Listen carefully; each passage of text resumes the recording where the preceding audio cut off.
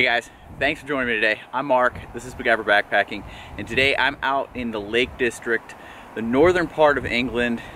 This is Derwent Water behind me, that is the lake. I'm headed up into the hills. I was gonna go up to Skiddaw, but it is very overcast, and so not a whole lot higher than where I am right now. I'll actually be getting up into the clouds, and I don't want to get up there. I'm pretty sure it's snowing up there right now, and so low visibility, snow, wind, probably isn't ideal for that. So what we're gonna do is we're gonna go try and find a spot that Dragon Outdoors showed, which is the ultimate hammock spot. He says it's probably the best in the UK, the best hammock spot in the UK. So we're gonna go try and find that. So let's go. Okay, so the mountain I'm going to is that one right there, the one that kind of points out and has a little bit of sun on it. So there are two, maybe three ridges that I'm gonna have to find my way over to get there. But here's the view out here.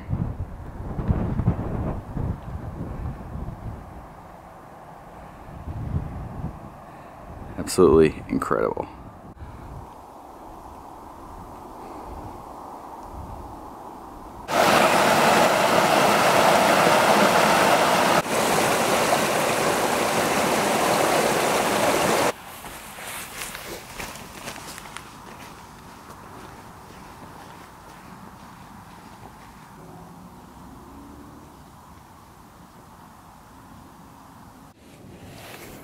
My intent was to be up on top of those mountains right there, but as you can see, cloud cover is quite thick.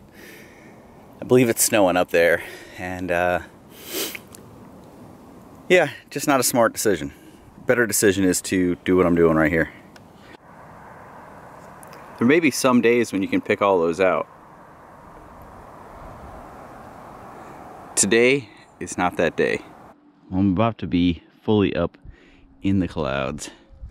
The amazing views that I was hoping for have kind of faded away. Maybe tomorrow I'll wake up to some great views. Hopefully it's not so moist living in a cloud that my quilts are too affected. So right here there's a bench for a view, but some days it's a good view. This forest with all this moss is just kind of incredible. Okay, so I am here.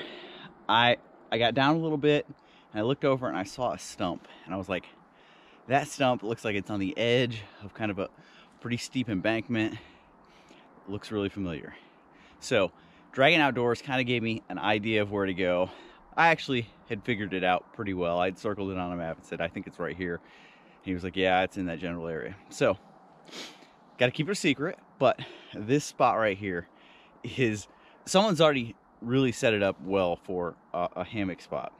So it's got trees that are pretty well spaced apart right here, and all the limbs have been cut off of them, but in front of me is just an amazing view. Now right now it's not going to do it justice. Hopefully things clear up a little bit and we get the view. I'm gonna go ahead and set up camp. I'll come back and talk with you guys after I get it set up. Hey guys, so today is December 30th. So tomorrow is New Year's Eve. And so I decided to take a couple days up in the northern section of England and into the southern section of Scotland. So today I came out for this hike. Weather, not great. And honestly, it's got me a little bit concerned because the wind is blowing from the foot end. Basically, I've got two trees to hang from. So the reason I came to this spot was these two trees, the view, which there absolutely is none because I'm in a cloud. But because the wind is blowing from the foot end, it's blowing that moist air in, and that moist air is hitting the end of the hammock and the quilt. And I just went outside and it has completely condensed on the outside of there. So I'm not sure how long before my stuff gets saturated, because it is, well, it's not even 3 o'clock. It starts getting dark here about right now, about 3 o'clock, and sunset is at 3:45-ish. But with it being overcast and being in a cloud, it feels later and darker than it needs to. Plus I'm under the tarp because it's raining. You guys can see that. Got water droplets out there on the UGQ tarp, keeping me dry in here. Got my hammock gear 0 degree quilt set and my Trailheads super ultralight hammock. We've got a great sight here. If only you could see out that side, but you can't. And even if you could, there are no views because of the clouds. Maybe tomorrow morning, if I make it to tomorrow morning. I mean, worst case, I pack up and I head out at night. I've got the headlamp. Wouldn't be the first time I've had to do that, but fingers crossed. And then once I get down to the car, I've got like a 2.5 hour drive, I think. So I can air my stuff out, pull it all out, and hopefully get it dry while it's in the car while I'm headed there. If it's completely saturated and soaked, maybe I go up and do a day hike, sleep in the car. I don't know. We'll figure it out. It's an adventure, right? All right, guys. So it's like about almost 5:30, and I fell asleep for a little bit. So, you know, it got dark there around 3:30ish. It was pretty dark already, and yeah, I was out. So I just woke up a little bit ago, walked out, had to go to the bathroom real quick, and it is completely socked in up here. Where I am is ridiculously foggy. We're in the clouds. I mean, we're up here. We're actually in the clouds. So it's time to get dinner going. And I brought that the Wayfarer pasta bolognese. It's the pasta beef bolognese. It is the one that is already made up, and so all I've got to do is heat it up, which is going to be interesting using my Tokes 550 mug pot. So we're going to see how this works. I'll let you guys know. Yeah, I don't know if you guys can see that. See the lights down there? I am sitting here literally 5 minutes after telling you guys that it's completely socked in, and I can see lights. It is completely cleared up. So we're just totally gonna have to see how this goes.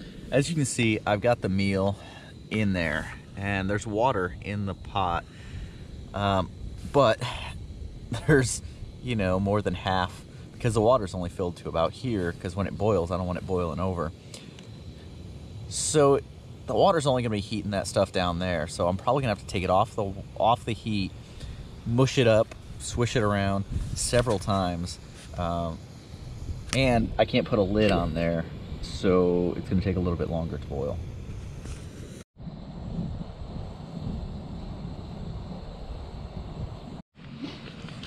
So I wanted to talk to you guys about this thing. I've been bringing it out. It was sent to me by Luminade, and it is their it's their 2-in-1. It's also got a battery charger, so it's got a 2000 milliamp. Looks like it's boiling over, but 2000 milliamp battery in there, so that you can use it as a battery bank as well. But it also has 3 settings. It's on its lowest setting right now, and then it has a flashing mode, so you can use it to charge your batteries. It also has a solar panel up on top. So they sent it to me, and I thought, yeah, this would be cool on those trips when I'm taking out Dylan and I'm out in the woods with him. To be honest, I have started using it for so much more. I've taken it out to do like dark photography, to use it as a light source for long exposures, to light up like things in the foreground. That has worked really well. And then using it around camp. Like right now, I've got it so that I've got a nice lit up cooking area here, and I can, oh, not wrong one. Go to the highest setting. You can see it lights up the area really well as I'm boiling over here with my pot. So that's supposed to go for like 8 minutes, like this. So I'll probably let it go for about 4 or 5, and then man, it's spilled a lot of water over, and then we'll mush it up. So here's what the top of this Luminade looks like. So you can see the solar port or solar charging right there, and then the port, one to charge it, and then a USB out so you can charge things from it. And this tells you how full the battery is. As you can see right now, we've got 3 out of 4, so we're pretty good.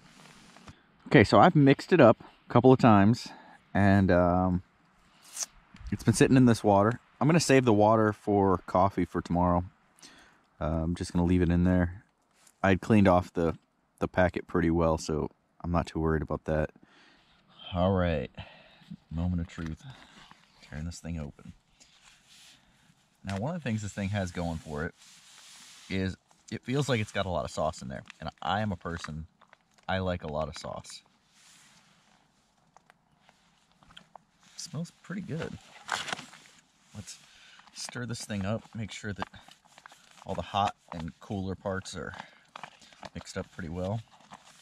Ooh, yeah, the bottom of that is pretty warm. Okay, let's see what we've got here. I don't know if you guys can see this. Let me bring it up so you guys can see.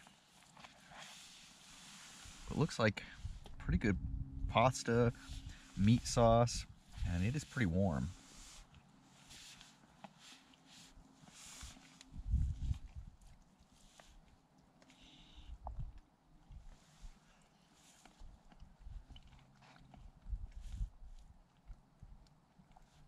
Okay, so from the US, I compare it to something like a Chef Boyardee type deal. It's not great. It'll get you through. It's not something you're gonna throw away, but it's not something that you're gonna be like, man, I wish I had more of that. And other cool thing, while it's heavy because it's already hydrated. I didn't have to carry any extra water. Where I am right now, there's not any water up here. I'd have to go probably a mile or so to hit water. And so the water that I used for this, the stuff that didn't boil off anyway, I can save and use for my coffee in the morning. And so I'm conserving water. But not horrible, not great. It's backpacking food. Hey guys, so it's just a little bit after midnight, and I got up. I've been sleeping since, I don't know, probably 8 o'clock. So I've been sleeping pretty good. I woke up and I could see the glow from the city down below, and so I decided to get out the good camera, the Sony, which I want to talk about that in a minute too.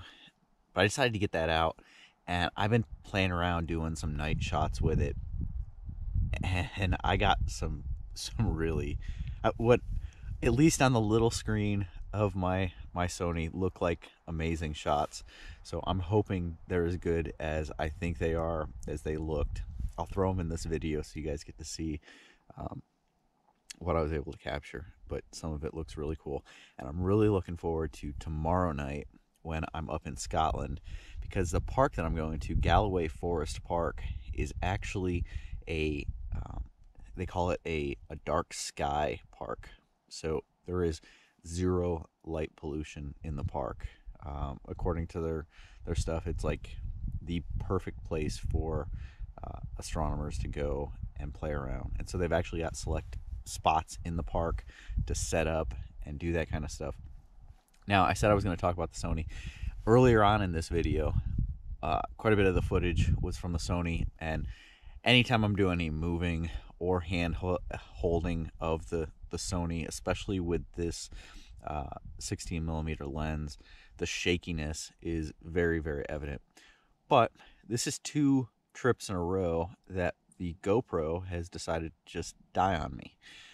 Luckily on this trip, I had my battery pack with me, and so I plugged it in immediately. It said it was at 3%, so it was dead as far as the battery goes. I don't know if I left it on. I don't know if last time I left it on and that's what the problem has been. It very well, it's likely it's my mistake, that it's my fault. But twice now I've gone to use my GoPro and it hasn't worked. And so you guys didn't get to see the last trip I did. And fortunately I had the other camera with me, the good one. But I'm guessing that the footage earlier on in this video was a little bit shaky at times. So thanks for sticking with it, getting through that shakiness, and getting to the good stuff.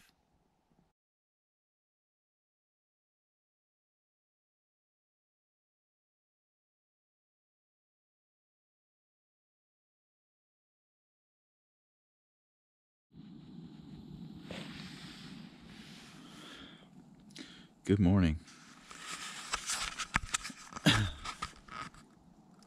It is time for some coffee. That's about 8 o'clock. Man, I slept a long time last night. A lot of sleep. The view this morning, though, is incredible. I'm gonna have to show you. Waiting for that sun to start actually coming up. It's like 8:18 right now, so sunrise should be pretty soon. Days are short here. Days are really short, but coffee, sunset, beautiful views. Yeah. Oh, good morning. Okay, so I want to show you guys camp. So right here, I'm standing about 10 feet down from the hammock and the tarp, and I've got an amazing view. So first, up here, we've got the trees with the hammock and tarp. So I've got my Trailheads ultralight hammock, I've got my Hammock Gear 0° quilts, and I've got my UGQ tarp. It's the membrane tarp, and great little spot right there, cut out kind of in the trees, so it's a little bit protected in there. I wouldn't say it's all that well protected, just based on the wind that I got last night. So you can see the slope that it's on. It's on quite a slope. But if I turn you around, here's what you've got. You've got this little knoll right here with like some dead stumps and stuff on it, and that's actually what led me to it, was that dead stump out there. But then here's the view. So you've got Derwent water down there, which you can see a little bit of fog on right now. Sun hasn't yet risen, but you've got all these great mountains. You can see snow out on some of them, snow right across on some. That ridge right over there, just past this little tree, you can see that ridge that has the snow up there. And then if we were to keep going this way a little bit, there's another lake, and I'm not even sure how to pronounce it. It begins with a B. I'll have to look it up. But this is quite a nice campsite. Imagine waking up to it. This is your view from the hammock site. Good morning. Can't wait for that sun to start coming up. Get a little bit better look at this place. It's just such an incredible view this morning. Snow-capped mountains out in the distance. Probably the ones I was going to go up behind me are pretty snow-capped as well. You've got the green fields that are down below that are kind of covered in a layer of frost. You've got a little bit of fog over the lake out there, Derwent water. I mean, I am taking this from the vantage point of the hammock. This is what I woke up to. So I stayed super toasty last night. Actually, it's kind of funny. You get in and it takes a little while to warm everything up, but once it gets warm, I actually had to start like pulling the covers off of me a little bit, getting it off of my feet, because I was actually starting to sweat a little bit, and that's not a good thing. Low last night, got down, I believe in C, it was -2 that I saw. I don't know, that equates to like 29 degrees or somewhere in that neighborhood for those of us in the US. But a chilly night, but not brutally cold. It was pretty windy, which definitely added to it. Right now it doesn't feel all that horrible because the wind has died almost completely down. This looks like a beautiful spot for a 360. Up directly behind me, over my right shoulder, you're looking right now, is the summit of Dodd Fell. Behind me, the bigger summits back there. Somewhere up there is Spiguyver, which is what I was planning on going up yesterday.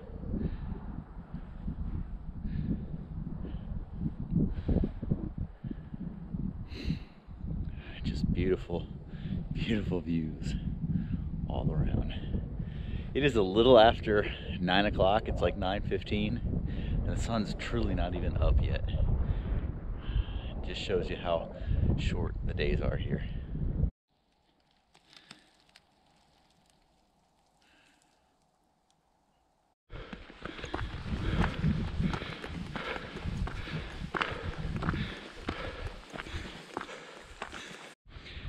Well, I figured since I was here, I might as well, since I couldn't yesterday due to the weather, I might as well make it to the summit of Dodd Fell and take in the views from up here. Pretty awesome. Let's do a 360.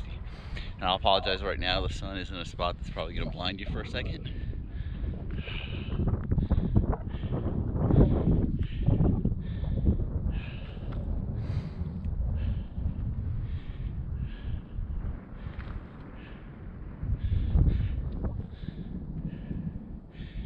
Back this way, you can see the other lakes. Lots of cool stuff out in the distance. Man, this is nice. So yesterday there were definitely points of the trip. Like I said, it was an adventure. There were definitely points of it that I was wondering whether or not I'd made a good decision to come to this one. Since I wasn't getting up on the big mountain, Spiguyver, and the weather was just kind of deteriorating. Started out a beautiful day. When I left the farm, not a cloud in the sky, I could see all the stars. It was also 5 a.m. when I left. But as I got into town here, clouded up, started to rain a little bit. And so I was second guessing my decision to come up here. But this morning has, even though I've had to alter the trip, you know, that's part of it. You do that. You make it work for what you've got. Like, I'd love to go up Spiguyver this morning. I just don't have time if I'm gonna go up to Scotland and hit the other stuff that I want to see on this trip. So we're cutting it short. Got some amazing views. Something I will never forget. I hung in what is arguably one of the best hammock spots in the UK. Yeah, no regrets, man. No regrets. Beautiful. God, the view that I've got walking down right now, sun's in my face. Absolutely amazing. Wish you guys were here with me to enjoy this. So it's kind of sad to see all of these clear-cut areas, but it's not quite as sad as some of them that you see in the States. So you see these dead evergreens here. You've got some live ones mixed in with them. But if I understand correctly, at least from King's Forest, what they're doing is there is some sort of disease that's affecting the evergreens and killing them off. So what they're doing is clear cutting the ones that are infected and then replanting different species of evergreens to regrow their forests. And I think kind of like along the Kinder Scout Loop, there was a spot where I stopped and I said, hey, they were replanting a bunch of trees. I think that that's along the same lines.